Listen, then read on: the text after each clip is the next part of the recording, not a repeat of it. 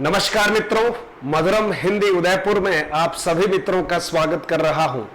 संपूर्ण हिंदी साहित्य के इतिहास की कक्षा में आप मित्रों का स्वागत कर रहा हूं और आज हमारी 8वीं कक्षा है और हम सीरियल से हम पढ़ने जा रहे हैं और पूर्णतः निःशुल्क इन कक्षाओं में आप सभी मित्रों का स्वागत कर रहा हूं।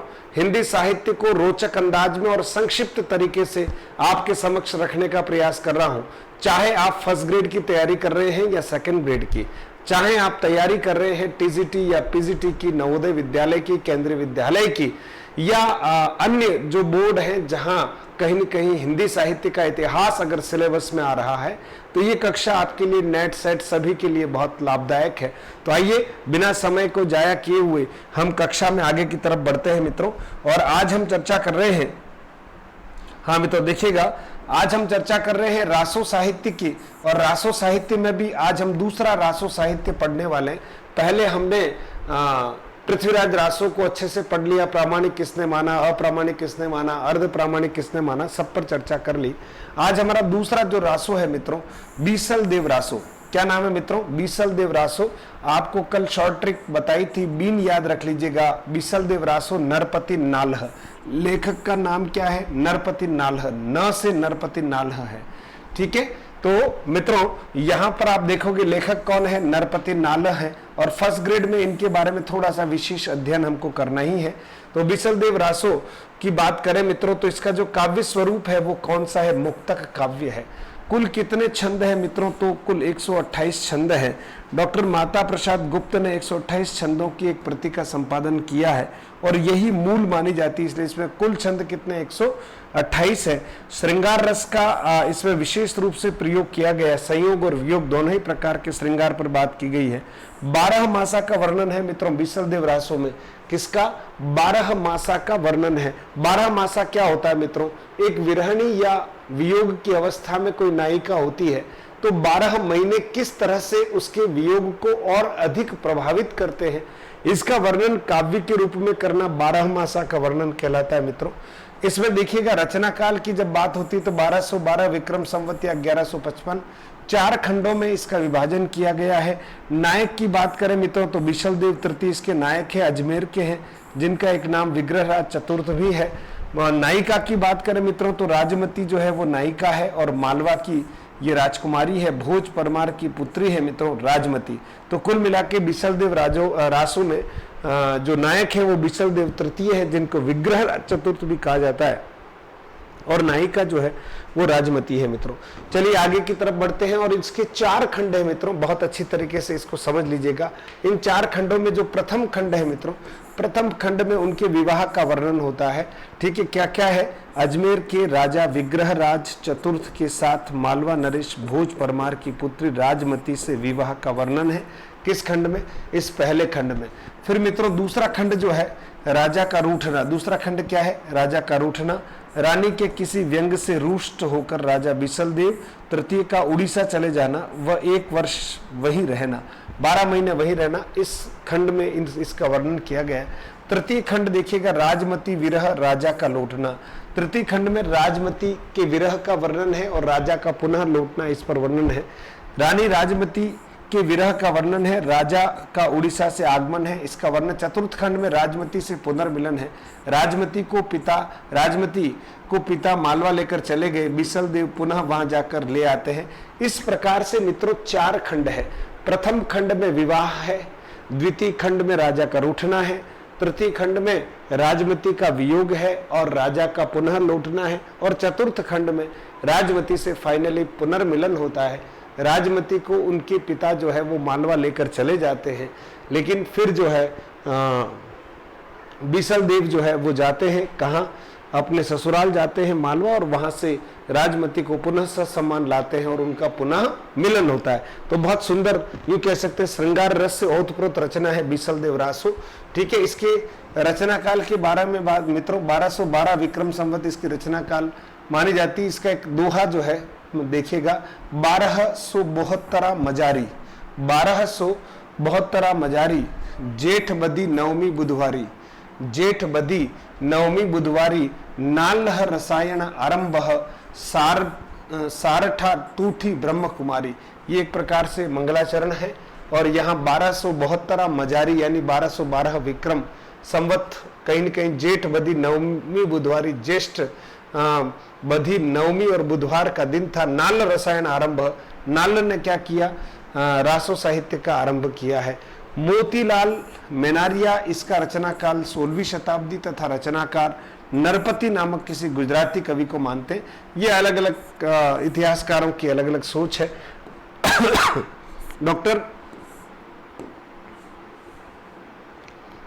डॉक्टर माता प्रसाद गुप्त, इसका रचना काल जो है वो 14वीं शताब्दी मानते हैं। तो ध्यान रखना, मोतीलाल मेनारिया 16वीं शताब्दी मानते हैं और डॉक्टर माता प्रसाद गुप्त इसका रचना काल 14वीं शताब्दी मानते हैं। नवीन शोध के अनुसार रचना काल 1016, नवीन शोध के अनुसार। ठीक है मित्रों, संवत 773 जानी नालह कबीर रस सरसी वाणी, 1016 नवीनतम शोध के अनुसार इसका रचना काल माना जाता है।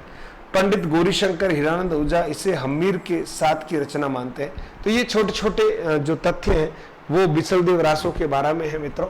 यह मात्र 128 छंद का 100 पृष्ठों का लघु ग्रंथ है। इसमें सर्वत्र वर्तमान काल का प्रयोग हुआ है। इसमें राजस्थानी ब्रज मध्य देश की भाषा का प्रयोग हुआ। रचना शैली मित्रों इसकी पिंगल कहलाती है और प्रधान रस कोई पूछे तो श्रृंगार है। आदिकाल का प्रसिद्ध विरह काव्य है और हिंदी में 12 मासा का सर्वप्रथम वर्णन इसी ग्रंथ में मिलता है। ये बहुत महत्वपूर्ण है मित्रों कि 12 मासा का वर्णन सर्वप्रथम किस ग्रंथ में मिलता है, तो बिसलदेव रासो में मिलता है। ये बहुत महत्वपूर्ण तथ्य है। फिर मित्रों अगला है हमारे पास हम्मीरदेव रासो। देखिएगा, हम्मीर रासो, जिसको हम शॉर्ट ट्रिक में हसा साकार्थ सारंगधर है। ठीक है मित्रों, तो लेखक जो है वो सारंगधर है मित्रों। लेखक क्या है, सारंगधर है। रचना काल 1414 विक्रम संवत है। ठीक है, और यहाँ पर 1357 ईस्वी जो है इसका रचना काल मान सकते हैं अपन। मूल ग्रंथ अभी तक अप्राप्त है, तो ये बड़ा मजेदार में है। प्राकृत पेंगलम में कुछ पद मिले हैं और यहाँ पर वो ये रणथंबोर के राजा है ना, रणथंबोर के राजा हम्मीर के बारे में। ये थोड़ा कंफ्यूजेबल है यहाँ पर। ठीक है, हाँ, लेकिन कुल मिला के हम्मीर नाम का एक शासक है। अब ये इसकी प्रामाणिक प्रति मिल ही नहीं रही है मित्रों, तो इसके बारे में ज्यादा कोई टेंशन लेने की जरूरत नहीं। प्रश्न इसमें केवल इतना, हम्मीर रासो का रचनाकार कौन है, ये कभी प्रश्न आ सकता है। तो सारंगधर है और उसमें भी अलग अलग इतिहासकारों के अनुसार जो है अलग अलग मत है मित्रों इसमें भी। दूसरी बात इसमें आती है कि भाई मूल ग्रंथ तो इसमें है नहीं, तो इसके कुछ छंद जिसके आधार पर इस ग्रंथ की कल्पना की गई वो किसमें मिले हैं, तो प्राकृत पेंगलम नामक एक रचना है, उसमें इसके कुछ अवशेष मिले हैं। प्राकृत पेंगलम संकलन करता लक्ष्मीधर माने गए हैं। में हम्मीर रासो के कितने पद मिले मित्रों, 2 पद। इन 2 पदों के आधार पर इस ग्रंथ की कल्पना कर ली गई। मूल रूप अभी तक प्राप्त नहीं है। चित्तौड़ के राजा हम्मीरदेव और अलाउद्दीन के युद्धों का वर्णन, अब ये चित्तौड़ के हैं या रणथंबोर के हैं, ठीक है, ये थोड़ा सा मतांतर है। यहाँ पर राहुल सांकृत्यायन ने आचार्य शुक्ल उल्लिखित छंदों को सारंगधर कृत न मानकर जज्जल कवि कृत माना है। अब ये अलग अलग मामला है। आचार्य हजारी प्रसाद द्विवेदी ने हम्मीर शब्द को अमीर का विकृत रूप मानते हुए इसे पात्र न मानकर विशेषण माना है। और आचार्य शुक्ल ने इस ग्रंथ से अपभ्रंश रचनाओं की समाप्ति माना, यानी इस ग्रंथ से अपभ्रंश रचनाओं की समाप्ति हो गई और फिर हिंदी भाषा का कहीं न कहीं एक प्रकार से प्रादुर्भाव हो रहा है। ठीक है मित्रों, फिर अगला हमारा रासो जो है ग्रंथ है वो कौन सा है, परमाल रासो। शॉर्ट ट्रिक में क्या याद रखेंगे, पज, बीन, हसा, खुद, पृछ, बज, है ना, आपको बताया था, है ना, पृछ, बुज, पज, विजंसी, ये आपको ट्रिक बताई थी। सभी प्रकार के रासो साहित्य और उसके रचनाकार समझ में आ जाएंगे मित्रों। इसमें लेखक की बात करें तो लेखक कौन है, जगनिक है। लेखक कौन है मित्रों, जगनिक, है ना, पज लिखा ना, परमाल रासो जगनिक। रचना काल की बात करें तो 1230 विक्रम संवत है। प्रधान रस की बात करें तो वीर रस है। गेय काव्य है मित्रों, ये ध्यान रखना। और इस परमाल रासों में आल्हा और उदल, महोबे के 2 जो वीर है, आल्हा और उदल, इन दोनों की वीरता का वर्णन है। और इसको आल्हा खंड भी कहा जाता है। आल्हा क्या है, आषाढ़ व श्रावण में मास में गाए जाने वाले गीत हैं। आषाढ़ व श्रावण मास में गाए जाने वाले क्या हैं, गीत हैं, बड़े ग्रामीण क्षेत्र में गाए जाते हैं। ठीक है, हाँ, जगनिक कालिंजर के चंदेल वंशी राजा परमर्दी देव का दरबारी कवि माना जाता है। कौन, जगनिक, जो इसका रचनाकार है। कालिंजर के चंदेल वंशी राजा परमर्दी देव का दरबारी माना जाता है।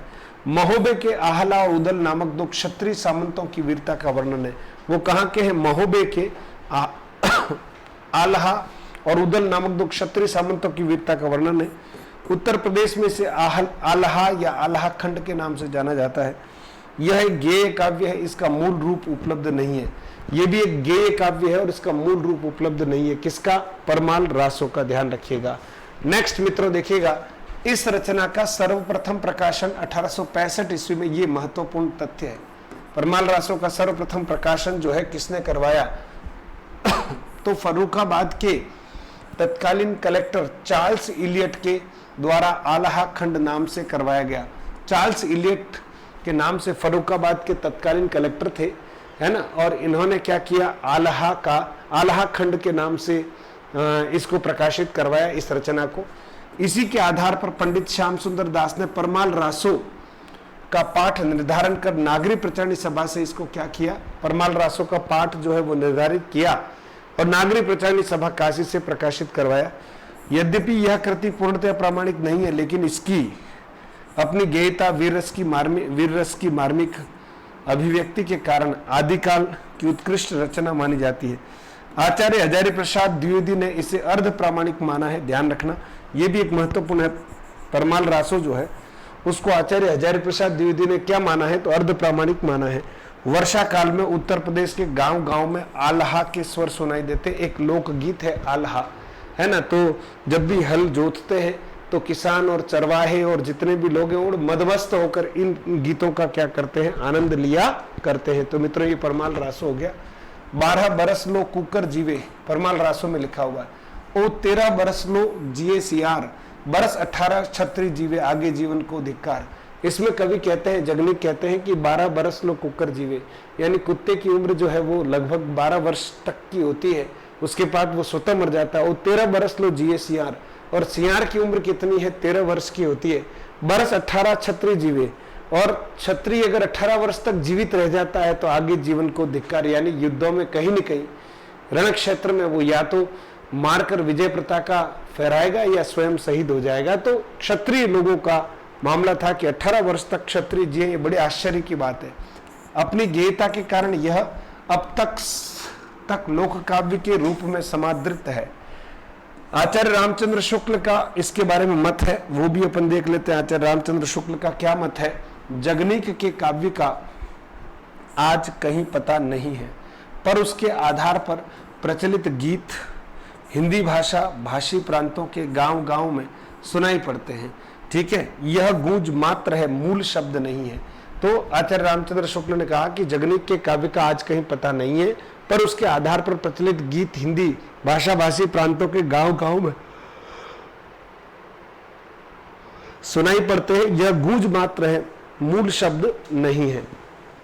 यह गूंज मात्र है, मूल शब्द नहीं है। आराम से, यह गूंज मात्र है, मूल शब्द नहीं है। फिर मित्रों अगला हमारा रासो साहित्य आ रहा है, खुमान रासो। बहुत शॉर्ट में आपको समझा रहा हूं, खुद इसका शॉर्ट ट्रिक है। द का अर्थ दलपति विजय है, तो इसके रचनाकार जो है मित्रों वो कौन है? दलपति विजय है। रचनाकार कौन है? दलपति विजय है। चरित्र नायक कौन है? मेवाड़ का राजा खुमान द्वितीय जो है इसका चरित्र नायक है। रचनाकाल जो है 9वीं शताब्दी आचार्य शुक्ल के अनुसार और समीचीन मत है। बाकी अलग अलग विद्वानों ने अलग अलग मत दिए। डॉक्टर मोतीलाल मेनारिया के अनुसार 17वीं शताब्दी है ना, क्योंकि चित्तौड़ के राजा राजसिंह तक के राजाओं का वर्णन मिलता है।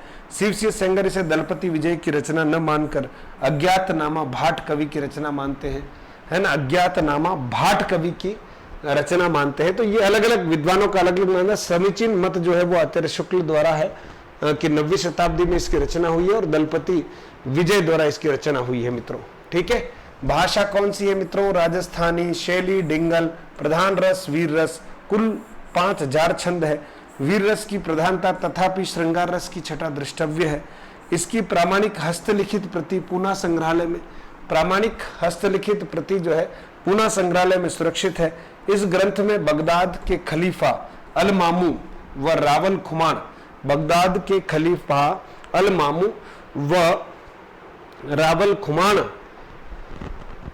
के मध्य हुए युद्धों का बड़ा सजीव वर्णन है। आचार्य शुक्ल के राजा खुमान का शासन काल 69 विक्रम संवत से 893 विक्रम संवत तक माना गया है तथा इनके द्वारा 24 युद्ध लड़े गए हैं, ऐसा वर्णन उसमें आता है मित्रों। और एक अंतिम और हम देखते हैं विजयसी। विजयसी का अर्थ है विजयपाल रासो। अब देखिए विजयपाल रासो को भी हम देख लेते हैं।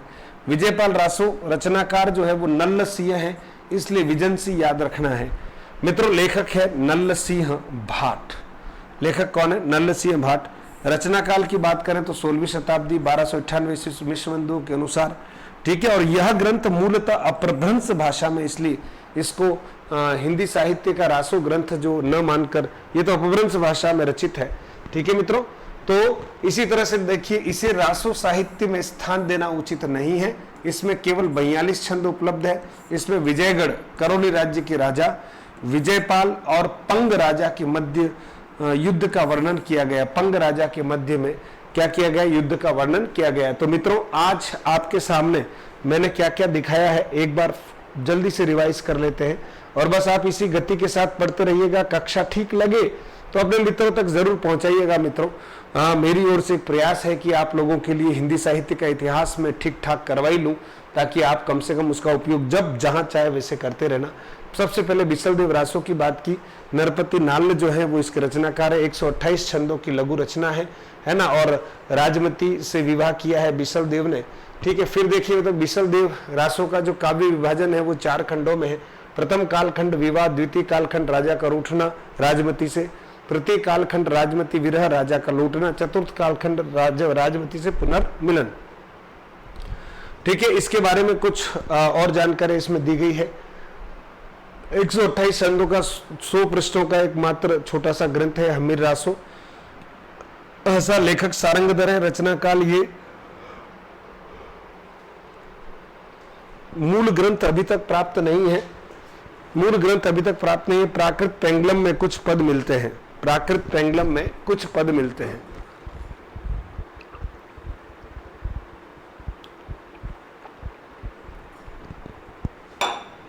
हाँ मित्रों, ठीक है।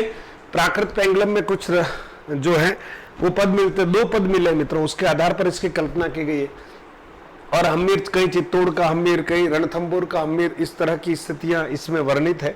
तो इस पर ज्यादा चिंतन करना ही नहीं है हमको, ठीक है। कुल मिला के सारंगधर जो है इसके रचनाकार माने गए हैं, वो ज्यादा ठीक है। परमाल रासो जगनिक के द्वारा लिखा गया प्रधान रस वीर रस है। और महोबे के 2 क्षत्रिय सामंत हैं, आल्हा और उदल की वीरता का इसमें वर्णन किया गया है। और आल्हा खंड के नाम से भी इसको परमाल रासो को जाना जाता है। आल्हा जो है आषाढ़ व श्रावण मास में गाए जाने वाले गीत है, जो बड़े मदमस्त होके लोग गाते हैं और आनंद करते हैं, ठीक है। सबसे महत्वपूर्ण बात, इस रचना का सर्वप्रथम प्रकाशन 1865 ईस्वी में फर्रुखाबाद के जो कलेक्टर हैं चार्ल्स इलियट के द्वारा आल्हा खंड के नाम से करवाया गया। ये बहुत महत्वपूर्ण तथ्य है यहाँ पर। और फिर अपनी गेयता के कारण यह भी लोक काव्य की श्रेणी में है। फिर देखिएगा खुमान रासो दलपति विजय है, मेवाड़ का राजा खुमान द्वितीय, ठीक है। और दलपति विजय और 9वीं शताब्दी जो है इसका रचना काल है आचार्य शुक्ल के अनुसार। राजस्थानी भाषा शैले डिंगल वीर रस, कुल 5000 छंद जो है इसमें है। इस ग्रंथ में बगदाद के खलीफा अल मामू व रावल कुमान के मध्य में हुए युद्धों का सजीव वर्णन है। विजयपाल रासो नल्ल सिंह, ध्यान रखिएगा विजयपाल रासो के रचनाकार कौन है? नल्ल सिंह भाट है। 16वीं शताब्दी की रचना है। और मूलतः यह ग्रंथ जो है वो अपभ्रंश भाषा में लिखित है, इसलिए इसको हिंदी साहित्य का रासो साहित्य नहीं कहा जाता है, अपभ्रंश भाषा का रासो साहित्य है। तो मित्रों, आशा करता हूं ये कक्षा आपके लिए फ्रूटफुल होगी और निरंतर आपके कमेंट, आपके शेयर और आपके लाइक मुझे और प्रोत्साहित करेंगे कि हाँ, मुझे और दमखम के साथ मेरे बच्चों के लिए मैदान में आना है। चाहे गला कैसा भी रहे, पर प्रयास निरंतर करता रहूँगा। निराश ना हो। 2nd ग्रेड की तैयारी कर रहे हैं या 1st ग्रेड की, 1st ग्रेड के लिए हमने ऑफर रखा हुआ है। बार बार इसलिए कह रहा हूँ कि आप जल्दी से उसको लेके पूरी कक्षाओं का आनंद ले लीजिए और बाद में हम आगे की तरफ बढ़ ही रहे हैं। तो बहुत बहुत धन्यवाद। अगली कक्षा में हम फिर मिल रहे हैं, लेकिन इस कक्षा को गगनगामी बना दीजिएगा। जय हिंद, जय भारत।